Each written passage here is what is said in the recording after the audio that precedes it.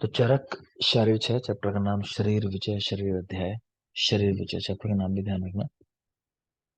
सबसे पहले क्या इंपॉर्टेंस है शरीर को जानने का। शरीर विजय शरीर उपकारार्थम इष्यते।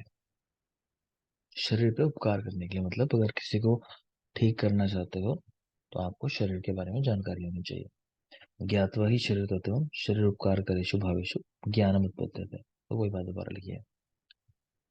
तत्र शरीरम नाम चेतना अधिष्ठान भूतम पंच महाभूत विकार समुदायात्मकम समयोपवाही। ये यही श्लोक नंबर 4 वहां परिभाषा दी है कि चेतना का आश्रयभूत और पंच महाभूतों के विकार के समष्टि रूप का नाम शरीर है। मतलब चेतना और पंच महाभूत, जहाँ ये कहना चाह रहे हैं चेतना और पंच महाभूत इनसे मिलके शरीर बनता है, कह रहे हैं। ये परिभाषा आप जानते हो, शरीर 4 में गर्भ की है और 6 में शरीर की, जबकि शिशु शरीर 5, दोनों की परिभाषा एक साथ ही हुई है। भेषज प्रयोग और स्वस्थ रथ पालन से लाभ क्या होता है।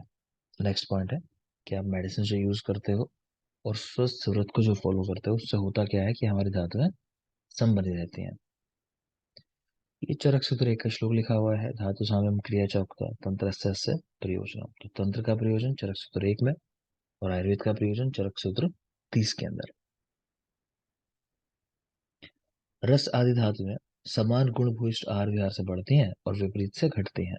तो ये सब कॉन्सेप्चुअल है, कुछ रटना नहीं इसमें। ये 2 पॉइंट आपको याद रखना है। पीछे मैंने आपको पढ़ाया था कि मन की उत्पत्ति मन से होती है, ठीक है। मन को कंट्रोल करता है। ये 2 पॉइंट भी काफी जरूरी है। एक तो कि अस्थियों की वृद्धि किससे होती है, तो तरुण अस्थि सेवन से।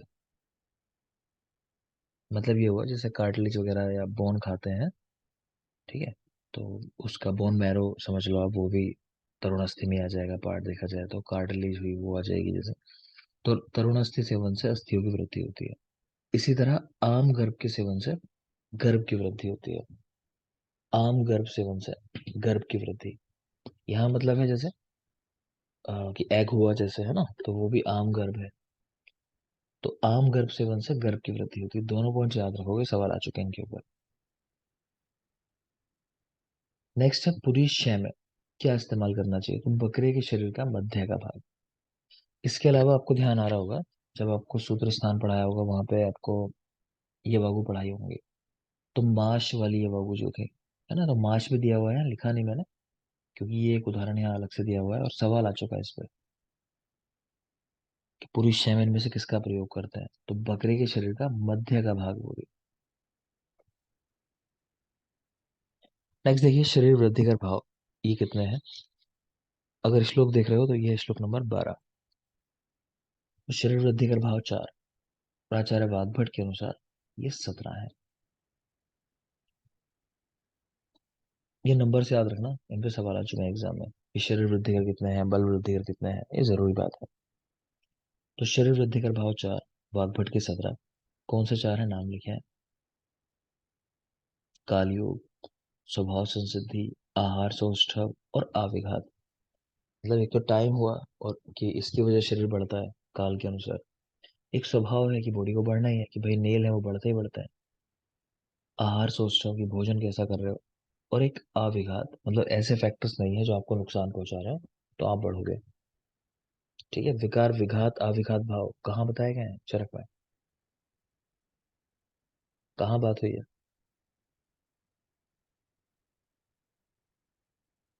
चरक विमान एक। और कोई। सर क्वेश्चन रिपीट कर दीजिएगा। विकार विघात आविघात भाव मैंने जिक्र किया आपके साथ, अगर आपको ध्यान आ रहा हो कहीं। चलो हिंट दे देता हूँ, चरक निदान में किया था। चरक निदान। चरक निदान 8 में है, अभी भी नहीं। और कोई, लास्ट तुक्का दे रहा हूँ, एक मौका और है, जल्दी बोलो।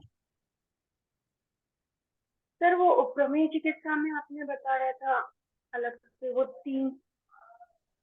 नहीं, विकार विघात भाव कहा ना मैंने, विकार विघात वाला तो, हाँ ठीक है, 4 में है बेटा। प्रमेय निदान, प्रमेय निदान में पढ़ा है कि एक ही शरीर में मतलब एक को विकार हो जाएगा, वो चीजें खाने से एक को नहीं होगा। चरक निदान 4 है, और श्लोक नंबर है आपका ये 4 नंबर श्लोक ही है। 4 नंबर चैप्टर में 4 number. Yes sir, yes sir, yes sir, reference के पॉइंट ऑफ व्यू से बताएं। तो याद रखना, वो पूछते हैं लोग, उसको एग्जाम में भी आता है ऐसा कि किस व्याधि के संदर्भ में ऐसा है। आगे देखिए चलो। तो शरीर वृद्धि कर भाव कुल मिला के 4 है। तो काल योग, स्वभाव संसिद्धि, आहार सौष्ठव और अविघात। नेक्स्ट चलिए। बल वृद्धि कर भाव, इनकी संख्या 13 है। बल वृद्धि कर भाव 13। काल योग, स्वभाव संसिद्धि, आहार संपद, बीज क्षेत्र गुण संपद, आपको रटने नहीं है मैं कोई भी धनबाद, नंबर याद रख लो बस, 13। ठीक है ना, कुछ कॉमन वाले भी हैं, जैसे कह रहे हैं कि काल योग है, स्वभाव संसिद्धि है।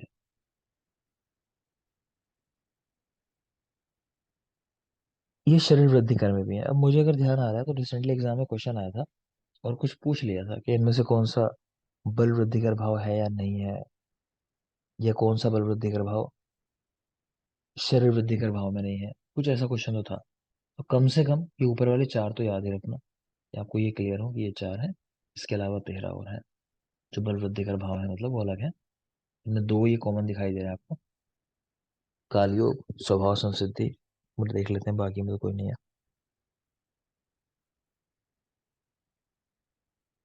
आहार सौष्ठव भी है, ठीक है, काल योग भी है, स्वभाव संसिद्धि भी लिख लो इसमें। ये लिखा तो है आहार संपद, है ना, तो इसको एरो को बढ़ा लो आगे तक। ये तीनों चीजें हैं, काल योग भी है, स्वभाव संसिद्धि भी है, और आहार संपद या सौष्ठव एक ही बात है कि ये भी है। एक लास्ट अविघात, वो नहीं है। ठीक है ना, 3 फैक्टर कॉमन ही है, आप ऐसा लिख लो इसको। ऊपर के तीनों कॉमन कर लेना कि ये शरीर वृद्धि कर में भी है और यहाँ भी है, इनको याद कर लेना।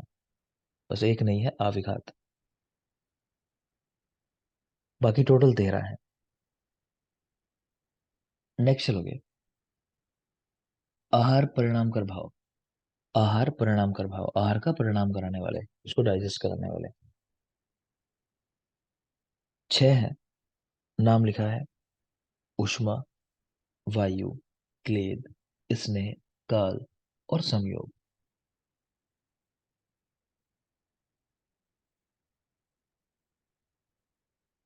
ठीक है, मैं इसमें कोड याद रखता था कि उबा,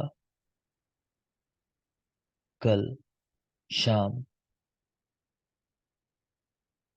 उबा, उबा एक कार्टून आता है बच्चों का, अगर देखोगे ना, एक उबा कार्टून आता है, अगर किसी एकदम छोटे बच्चे ने देखा होगा, उबा करके कार्टून आता है। उबा यानी उष्मा और वायु, उबा। कल शाम, स्नेहा से किले में मिलेगा, मतलब कहीं किले में, फोर्ट, तो वहां मिलने की बात हुई होगी, तो उबा। कल शाम, कल यानी काल, शाम यानी संयोग, स्नेहा से तो स्नेह कहाँ मिलेगा, किले में, तो क्लेद। अगर भूल जाओ तो ये 6 है। उबा यानी ऊष्मा और वायु, कल शाम तो काल और संयोग, स्नेहा से स्नेह कहाँ मिलेगा, क्ले में, तो क्लेद। ये क्या क्या करते हैं भाव, तो आगे लिखा हुआ है कि ऊष्मा पचाने का काम करती है, वायु अपकर्षण का काम करती है। तो आप जानते हो कि वायु का मेन फंक्शन है, भोजन के रेफरेंस में अगर बात करें तो उसको आगे बढ़ाना, धीरे धीरे, ठीक है, खींच के मतलब शरीर से बाहर निकालना, कह लो एक तरीके से आप, कि जो आपने खाया तो उसको निकालना बॉडी से बाहर, नीचे की तरफ खींच के ले जाते हुए। क्लेद अन्न शैथिल्य का काम करता है, कि बोलस जैसे बन जाता है ना। स्नेह भी यही काम करता है लगभग मृदुता। काल का काम है पर्याप्तिम अभिनिवर्त्यते, मतलब कि काल का अपना इंपॉर्टेंस है कि भोजन को कहाँ कितने टाइम रुकना है, ठीक है, सही समय पे सही समय तक चीजों को रोक के रखना एक जगह, फिर आगे बढ़ा देना। संयोग धातु साम्य का, जब संयोग होता है यानी जो चीजें खानी चाहिए वो लेते हैं, तो क्या होता है, धातुएं हमारी सम रहती हैं। तो देख लेना, फंक्शन तो इनके नहीं पूछता है सच, लेकिन ये आहार परिणाम कर भाव कितने होता है ये आपको पता होना चाहिए, 6 होता है। नेक्स्ट चलेंगे। यहाँ लिखना चाहो तो लिख लो कि हृदय ने नहीं बताया आहार परिणाम कर भाव, हृदय ने नहीं बताया।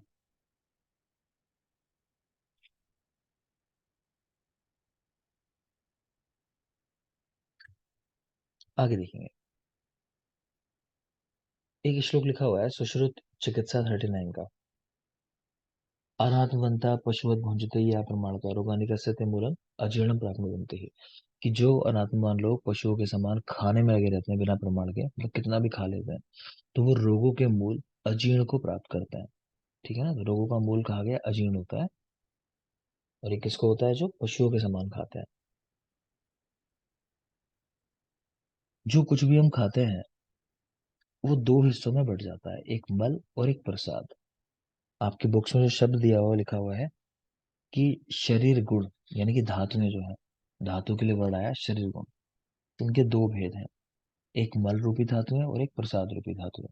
ये भी ध्यान रखना, कोई पूछ लेगा शरीर गुण के कितने भेद, दो भेद हैं। ठीक है, श्लोक नंबर 17 है। वहां शुरुआत ही इस तरह है कि शरीर गुण पुनर्द्विविधा। तो सवाल ऐसा भी आ सकता है एग्जाम में, शरीर गुण कितने होते हैं? तो शरीर गुण दो भेद। कौन कौन से? मल और प्रसाद। मल क्या है? तो हमारे दोष जो होते हैं, त्रिदोष, वो भी मलों में ही आते हैं, याद रखना। बाकी तो मल सारे आ ही जाएंगे। और प्रसाद भाग में जितनी धातुएं होती हैं हमारी। तो क्वेश्चन आता है इसमें दोषों के ऊपर, कि दोषों की उत्पत्ति किससे होती है, मतलब मल से होती है या फिर क्या है दोष? तो ये मल है, ऐसे याद रखना। प्रकृति भूतानाम दुखरु वातादि नाम फलम आरोग्यम। कि वात आदि जब ये प्रकृति में होते हैं, अपनी नेचुरल फॉर्म में होते हैं, तो आरोग्य मिलता है। लास्ट में एक बार फिर से बताया है, शरीर को जानना क्यों जरूरी है। शरीरम सर्वथा सर्वम सर्वदा वेद योगीशक आयुर्वेदम साकात सर्वम वेद लोक सुप्रदम। कि जो चिकित्सक इस शरीर को हर तरह से जानता है, वो सृष्टि को, लोक को लाभ देने वाला है। ठीक है, छवि चैप्टर और है। अब नया कॉन्टेक्स्ट आ गया पूरा, गर्भ की अवस्था के बारे में, कि गर्भ कैसे रहता है। ठीक है, कुक्षी में किस प्रकार रहता है, देखोगे ध्यान से, बहुत जरूरी चीजें हैं, याद रखना होगा। तो फर्स्ट देख रहे हो चरक। गर्भस्थु खलु माता मातु पृष्ठ अभिमुख ऊर्ध्वशिरा संकुचान्य अंग्यास्ते अंतः कुक्ष। गर्भ माता की कुक्षी में कैसे रहता है? ऊर्ध्व सिर ऊपर की तरफ रहता है उसका, पृष्ठ अभिमुख, लेकिन बैक की तरफ देख रहा होगा, पृष्ठ की तरफ, और अंगों को संकुचित करके रहता है। ठीक है, तो गर्भ ये कोशिश करता है मैक्सिमम अपनी बॉडी को कितना फ्लेक्स कर सके। आप अगर देखोगे कभी तो फोटो इस तरह दिखाते हैं कि गर्भ कहीं दिखाएंगे ऐसा कि बिल्कुल बॉडी को फ्लेक्स कर रखा है ना। तो संकुचित करके अंगों को, पृष्ठ अभिमुख बैक की ओर देख रहा है, लेकिन सिर ऊपर की तरफ है। ठीक है, और जब लास्ट में डिलीवरी होती है, तो फिर क्या होता है कि ये स्वभाव है कि ये उसका सर जो है घूम के नीचे की तरफ आ जाता है, और तब डिलीवरी होती है, लेकिन पहले जब रहता है तो ऊपर की ओर सिर है। ऐसा चरक ने कहा। सुश्रुत की अगर बात करें, तो आभुग्न अभिमुख, वही उन्होंने कहा कि अपने शरीर को नीचे की ओर करके मोड़ के रहता है। सा योनि शीर्षाम याति स्वभावात प्रसवम प्रति, लेकिन जब प्रसव होता है तो सिर से आता है।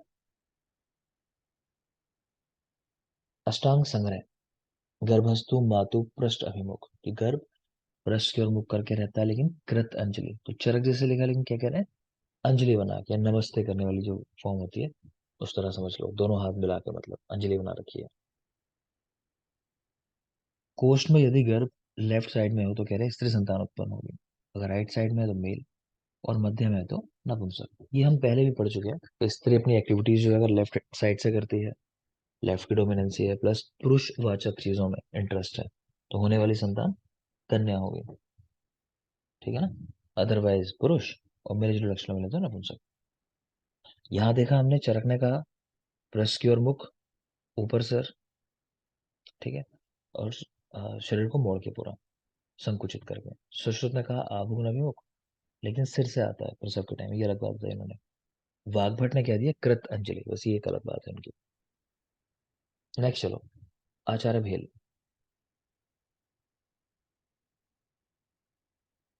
एक पॉइंट लिखना चाहो तो लिख लो कि यहाँ इस अध्याय के अंदर गर्भ विषय कुल 9 प्रश्न पूछे गए, ऐसा लिख लो। लिखो गर्भ विषय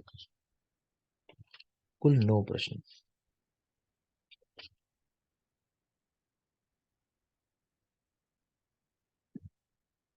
चैप्टर नंबर 6 के अंदर। आगे देखिए, आचार्य भेल। तो भेल में जैसे डिफरेंट आचार्य आए होंगे, तो उन्होंने क्या क्या बातें कही, उन्होंने लिख दिया। कि शौनक कहते हैं कि बालक ऊपर की ओर सिर करके रहता है। भारद्वाज कहते हैं नीचे की ओर सिर करके रहता है, अवाक सिर। उपनिषद आत्रेय कहते हैं सभी अंग प्रत्यंगों को संकुचित करके तिर्यक रूप में रहता है। तो भेल संहिता में ऐसा मिलता है कि शौनक ने कहा ऊपर की ओर सिर, भारद्वाज ने कहा नहीं नीचे की ओर सिर, और आत्रेय ने कहा सभी अंग प्रत्यंगों को संकुचित करके तिर्यक रूप में रहता है। नेक्स्ट देख लो, गर्भ का पोषण। ये क्वेश्चन जरूरी है क्योंकि आइडिया नहीं लगता ये चीजें होंगी अगर तुक्का लगा रहे हो तो गर्भ का पोषण उपस्नेह से और उपस्वेद से, यहाँ लोग बिल्कुल रिलेट नहीं कर पाते, लेकिन ऐसा लिखा है, जो लिखा है वो याद करना है। ठीक है, उपस्नेह और उपस्वेद से बताया गया गर्भ का पोषण। प्लस एक चीज और इसमें, वो आगे मिलेगी, मतलब यहाँ नहीं लिख रहा है, ये आगे बताया गया है कि और किससे होता है। तो गर्भ की रस वह नाड़ी, ठीक है ना, मतलब प्लेसेंटा से न्यूट्रिशन मिल रहा होता है तो उसके लिए भी शब्द आया, तो अगर दे उपस्नेह उपस्वेद और रसवह नाड़ी, ठीक है, तो तीनों से होता है कहने का मतलब है। तो उपस्वेद को स्पेशली मत भूल जाना, ये भी है। गर्भ के अंग सूक्ष्म रूप में सत होते हैं और स्थूल रूप में असत होते हैं। मतलब क्या है? मतलब है, मान लो कि आज 5 दिन की प्रेगनेंसी होगी, चलो ऐसा मान लेते हैं, 5 दिन 7 दिन, बहुत अर्ली स्टेज, कुछ भी मान लो आप, 2 दिन 1 दिन। तो कहना चाह रहे हैं कि ऐसा नहीं है कि जब गर्भ 1 दिन का है 2 दिन का है तो उसके अंग नहीं बने, अंग तब भी हैं उसके, ठीक है।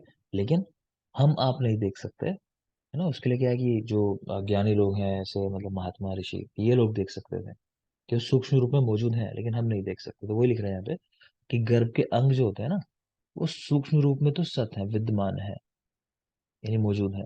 लेकिन अगर तुम स्थूल रूप में देखना चाहो इन आंखों से, जो हमारे पास साधारण आंखें हैं ये, ठीक है, तो कि इनसे नहीं दिखेंगे, तुमको लगेगा अभी तो कुछ प्रोग्रेस नहीं हुई गर्भ के अंदर, ठीक है।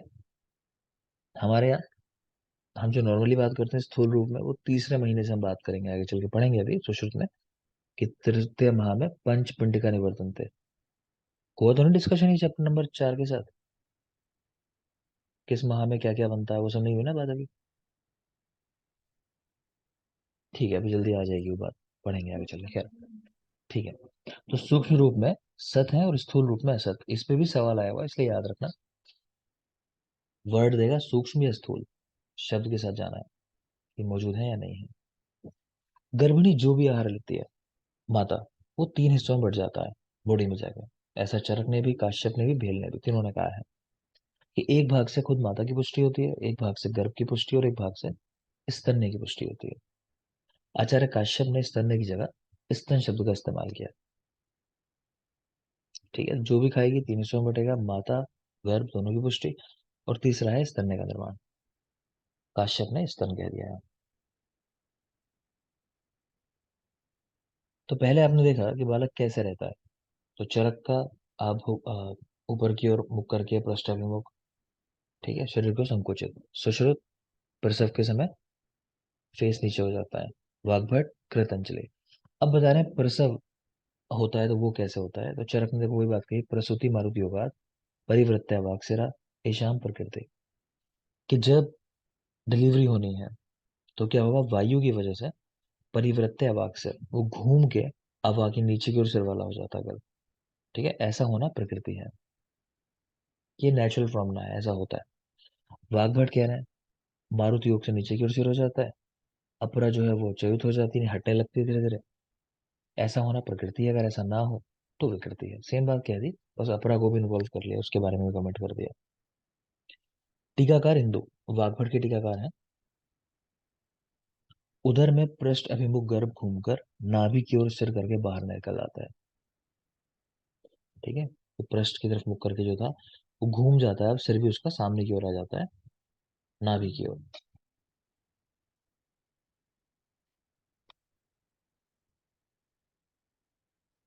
एक मिनट बुढ़ा। हम्म। तो उधर में पृष्ठ अभिमुख गर्भ घूमकर नाभि की ओर सिर करके बाहर निकल आता है। नेक्स्ट देख रहे हो सुश्रुत टीकाकार डलहन, वो कह रहे हैं हाँ ये सारी बातें होती हैं, लेकिन इसका कारण कौन है कि इस स्वभाव के लिए पूर्व कर्मों को कारण माना है डलहन ने। नेक्स्ट भेल, भेल कह रहे हैं जो अंग आगे होगा वो ही पहले उत्पन्न होगा। और पुनर्वसु आत्रेय के अनुसार गुरु होने की वजह से सिर पहले उत्पन्न होता है। ठीक है ना, ये बात आपको पीछे बताई होगी डिस्कशन में, याद करने के लिए, कि ऐसे आगे पढ़ेंगे हम चल के। तो भेल में ऐसा लिखा हुआ है कि जो अंग आगे होगा वो ही पहले आएगा। वो कह रहे हैं आगे कौन सा अंग होता है, जो कि सर्वभारी होता है। बताया था ना, 35 सेंटीमीटर सिर का सर्कमफेरेंस है चेस्ट का, 32 ही है जन्म के समय। तो सिर गुरु होने से ये पहले उत्पन्न होता है। ये किसका कमेंट है, तो पुनर्वसु आत्रेय का है, भेल के अनुसार। याद रखना, सवाल आता है इसके लिए। हारित कह रहे हैं कि नहीं, प्रसव इसलिए होता है कि गर्भ का गर्भाशयवास से वैराग्य हो जाता है, कि इतना लंबा समय हुआ है ना, गर्भ एक जगह रुका हुआ है, तो उसका वैराग्य हो गया वहां, तो इसलिए वो प्रसव के लिए प्रेरित होता है, हारित। भेल कहते हैं कि रस के द्वारा उसका पोषण पूरा हो जाता है, कि अब पोषण हो चुका है तो रहने की जरूरत नहीं है उसको, संपूर्ण गात्र वाला हो जाता है, इसलिए प्रसव होता है। ये दोनों बहुत जरूरी है, इनसे भी जरूरी है सुश्रुत। कह रहे हैं काल के प्रभाव से व्रंत से मुक्त हुआ फल जिस प्रकार स्वभाव से गिरता है, इसी प्रकार काल के प्रकर्ष से नाड़ी विबंधों से मुक्त हुआ गर्भ प्रसव के लिए प्रेरित होता है। ठीक है, आपको जो सारा यहाँ पढ़ा है अभी, उनमें क्या जरूरी है वो समझ लो एक बार। एक तो ये कि भेल में ऐसा लिखा हुआ है, भेल संहिता में, कि पुनर्वसु आत्रेय के अनुसार सिर भारी होने से पहले उत्पन्न होता है। ठीक है, तो प्रसव में पहले सिर नीचे आने का कारण क्या है, कि वो गुरु होता है, इसलिए पहले उत्पन्न होता है। ये भेल में ऐसा लिखा हुआ है। अगले तीनों पॉइंट बहुत बहुत जरूरी है। हारित, गर्भाशय वास से वैराग्य कारण है प्रसव का। सवाल पूछा जाता है, किस आचार्य ने कहा कि वैराग्य कारण है, तो हारित ने। किसने कहा कि अंग पूर्ण हो गए इसलिए प्रसव होता है, तो भेल ने कहा। किसने कंपेयर किया है फल के साथ, व्रण से मुक्त हुए फल के साथ, ठीक है, तो सुश्रुत ने। कि जिस तरह समय के साथ अपने आप ही फल टूट के गिर जाएगा एक टाइम आने के बाद, उसी तरह प्रसव के लिए गर्भ भी प्रेरित होता है। तो इन सारी बातों को याद रखना। ऊपर जो पॉइंट देखे थे आपने भी, चरक सुश्रुत, यहाँ पे वो इतना कुछ खास है नहीं, सब में एक ही बात लिखी है, कि ये नॉर्मल बात है कि प्रसव के समय सर नीचे आ जाता है वायु की वजह से। ठीक है ना, तो उसमें रटने जैसा कुछ है नहीं, एक सिंपल बात याद रखो बस। ये तीनों बहुत जरूरी है, हारित भेल सुश्रुत। हारित वैराग्य, भेल पोषण, और सुश्रुत फल से कंपेयर। गर्भ की परम आयु 100 वर्ष, तो मैक्सिमम एज कितनी है, 100 ईयर्स आज के टाइम में। तो वो गर्भ जो है 100 साल जीने वाला है, कहने का मतलब है। वो कह रहे हैं इस परम आयु प्राप्ति का साधन क्या है, तो पैग सेंस को प्राप्ति का साधन, यानी प्रकृति, आत्मा, गुण, और सात्विक द्रव्यों का सेवन। कोई खास बात नहीं है, सवाल नहीं आता, लिख दिया मैंने बस। तो परम आयु प्राप्ति कैसे हुई, कि आप प्रकृति में रहो, आपकी आत्मा अच्छी हो, आपके गुण कैसे हैं, आप सात्विक का सेवन कर रहे हो नहीं कर रहे हो। ये विभिन्न शय में प्रयोगार्थ कुछ द्रव्य लिखे हुए हैं, रटने नहीं है, आपको याद होंगे, हल्का सा नजर दिलवा रहा हूँ बस मैं। कि शुक्र शय में शीर सर्पी वगैरह आपने देखा ये पीछे भी। मूत्र शय में पढ़ा होगा आपने। सबसे श्रेष्ठ किसको पढ़ा हमने, बोलो। इक्षु को ना। इक्षु। और ये ना दिया हो तो प्रपुष। त्रपुष। प्रपुष। करेक्ट है। पूरी शय में देख लो, माश वगैरह आपने देखा है। ठीक है, ये अजा का मध्य शरीर लिखा हुआ है यहाँ पे, जो आपको बता रहा था मैं। शाक पीछे भी मैंने आपको पढ़ाया होगा, हरी सब्जियां जितनी भी हैं, फिर यव हुआ। तो वही है, कुछ याद नहीं करना, बस लगा दी मैंने भेजा। आगे देखिए। तो ये कंप्लीट हुआ चैप्टर नंबर 6। आगे है चैप्टर नंबर 7। चैप्टर का नाम शरीर संख्या शारीर अध्याय। काफी जरूरी है। देखो, नंबर्स पे ऐसे क्वेश्चन जो आते हैं वो सुश्रुत से आते हैं। ठीक है, सुश्रुत में भी आपको जो मैं शुरू में पढ़ाऊंगा, तो लेक्चर कोई मिस मत करना। वहाँ बहुत सारी और बहुत जरूरी चीजें हैं। ठीक है, वो बहुत बहुत ज्यादा बेस बनाएंगे आपका शारीर का, सुश्रुत का स्टार्टिंग पार्ट वो हम शुरू कर देंगे, प्रोबेबली शायद कल, नहीं तो परसों तो मैक्सिमम कर ही देंगे, है ना, 8वां चैप्टर आज हो जाएगा। देखते हैं।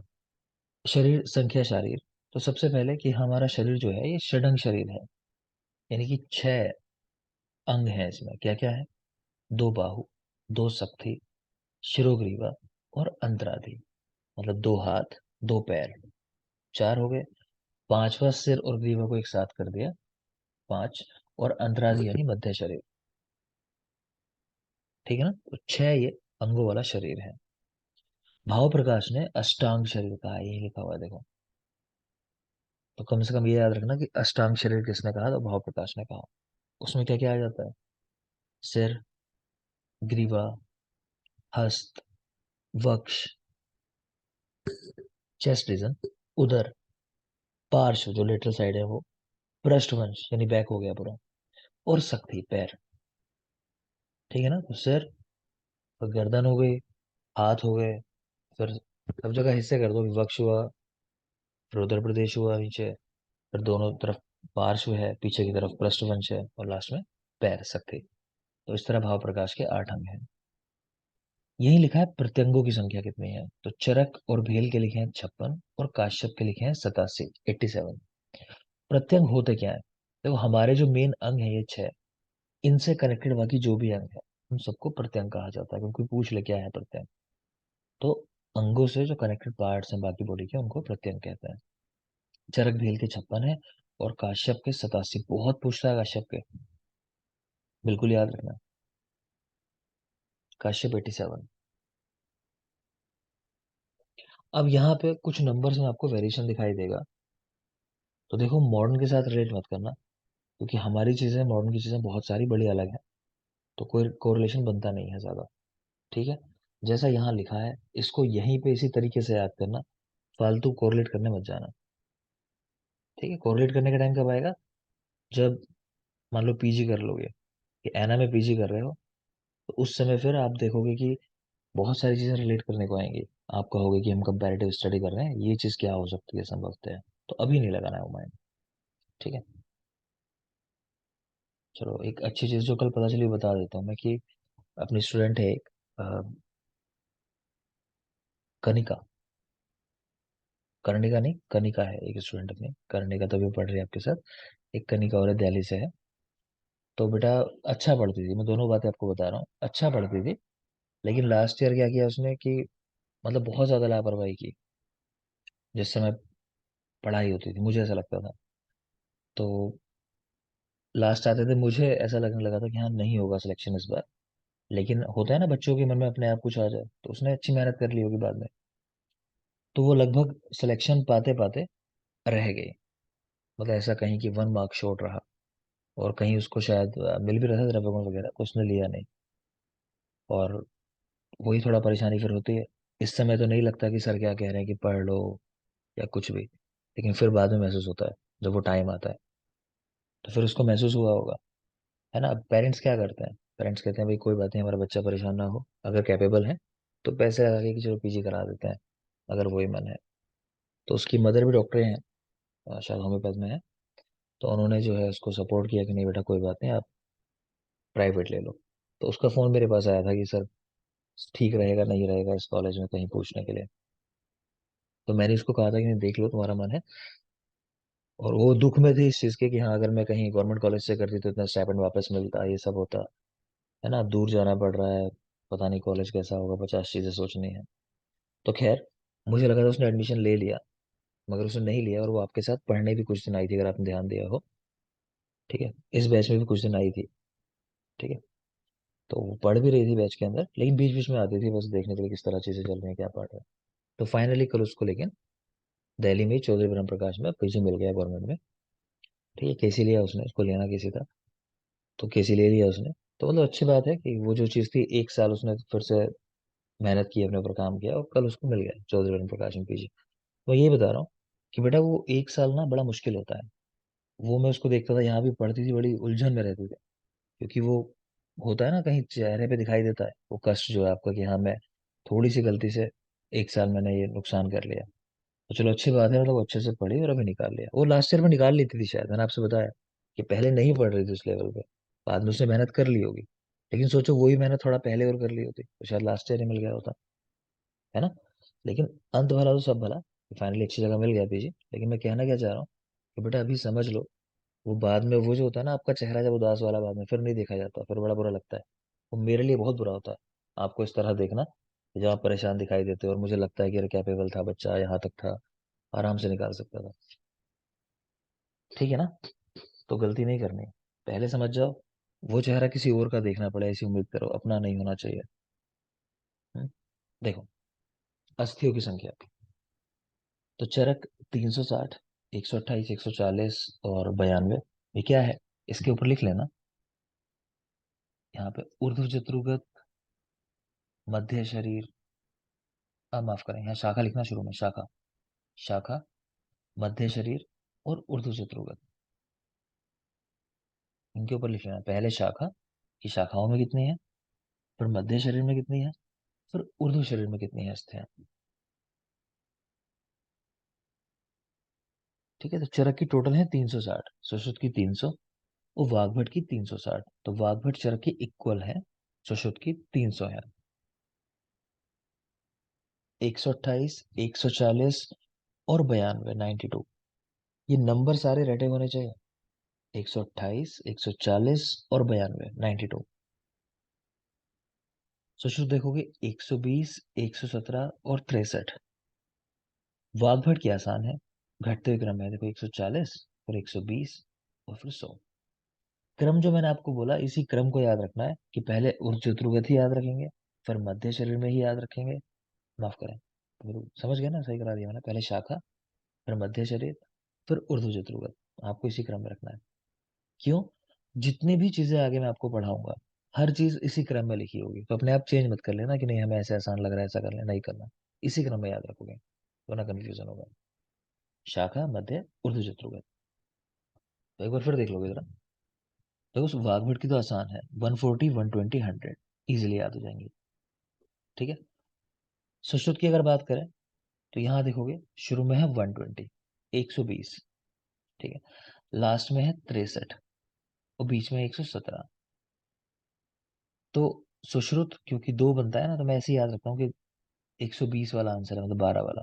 ये सुश्रुत कहो तो भी इस तरह लिखोगे सुश्रुत, तो ये दो और एक वाला सेंस आ जाता है कि 120 वाली बात आएगी। और लास्ट में 63 है, बीच में 117। यहाँ 6 से 3 ज्यादा है, 60 से 63।